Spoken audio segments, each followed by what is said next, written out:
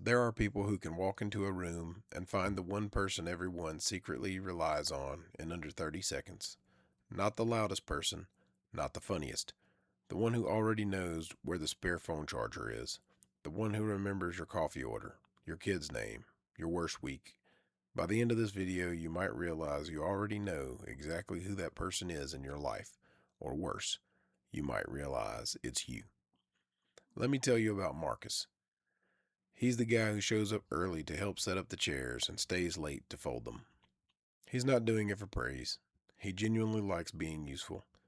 There's a particular satisfaction in being the person someone calls on when their car won't start at 11 at night. And Marcus knows that satisfaction because he answers often. He covers shifts, he proofreads resumes, he lends $50 without a spreadsheet tracking it. When his coworker's kids had a school play and she was stuck finishing a report, Marcus stayed 2 extra hours so she wouldn't miss it. He didn't mention it afterwards. That's just not who he is. For a while, this works out beautifully. People love Marcus. He's the most popular guy at the office, the friend of everyone. There's a version of this story where it just stays that way forever, and Marcus dies at 91, surrounded by people who adore him. That is not this story. Here's the thing about being endlessly available. At some point, you stop being a person who helps and start being a feature of the environment. Like Wi-Fi. Nobody thinks about Wi-Fi. Nobody says thank you to their router. They just expect it to be there. And the only time they think about it is the day that it isn't there. That's what happens to Marcus.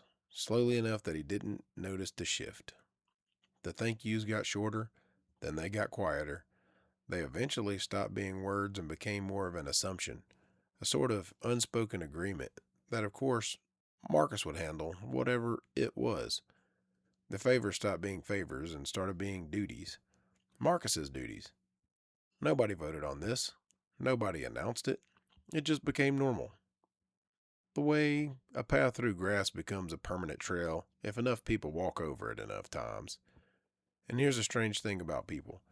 They have an incredible memory for the one time you couldn't help, and almost no memory at all for the 50 times you did. Marcus couldn't cover a shift once during his sister's surgery. Nobody remembered the 80 shifts before that. They remembered the one. People can recall, in painful detail, the exact moment you let them down, the tone of your voice, the day of the week, what they were wearing. Meanwhile, the favor you did for them 8 months ago has evaporated completely from their memory, so much so that if you brought it up, they'd practically ask you to prove it. It's not that people are cruel. Most of them aren't. It's the generosity, when it's unlimited, becomes invisible. We don't notice the floor under our feet either until it isn't there. Marcus started getting tired. Not the kind of tired you fix with a little bit of sleep. The kind that lives behind your eyes. He'd lie awake doing math he never used to do. How many people? How many favors? How much of himself had he handed out that week? He started noticing that nobody ever asked how he was doing before asking him for something. The, "Hey, how's it going?" had quietly merged with, "Can you help me with?" into one single sentence, like the question was just a formality before the real request. Here's where it gets uncomfortable, because I'd bet a fair number of you watching this now know exactly how this feels. That specific exhaustion of being needed by everyone and appreciated by almost no one. Marcus didn't get angry. Not at first. He got confused. He genuinely couldn't understand why being good to people seemed to be making people treat him worse instead of better.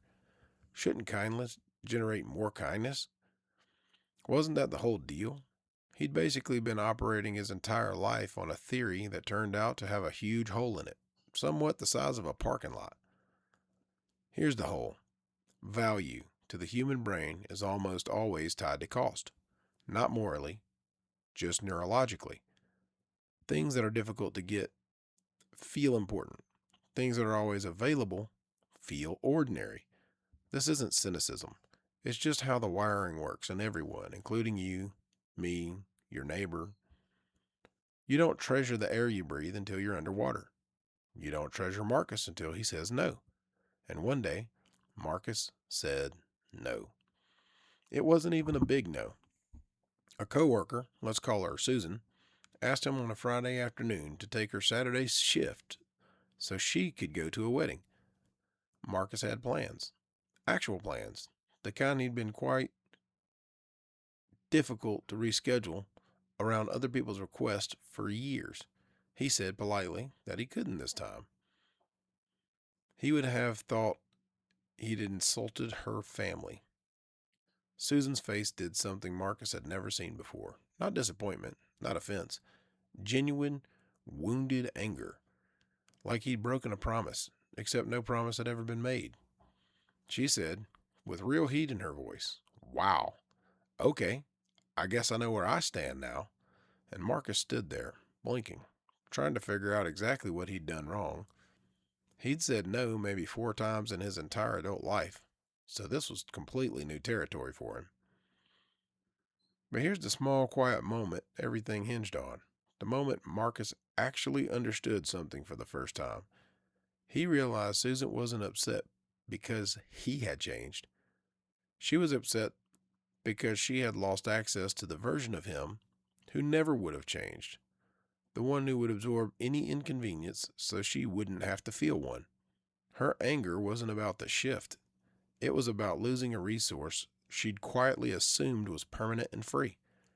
That distinction rearranged something in Marcus's head completely. He started paying attention differently after all that. He noticed who asked about his weekend and actually waited for the answer. He noticed who said thank you without being prompted, who remembered the small things, and who showed up for him even once, ever, slightly. And he noticed with a thing that was kind of like a quiet sting how few people actually compared to how many had been calling him. He realized he had never actually been practicing kindness. He had been practicing a kind of rescue. There's a difference. Even though they wear the same friendly clothes, kindness is offered. Rescue is extracted. Kindness leaves you lighter.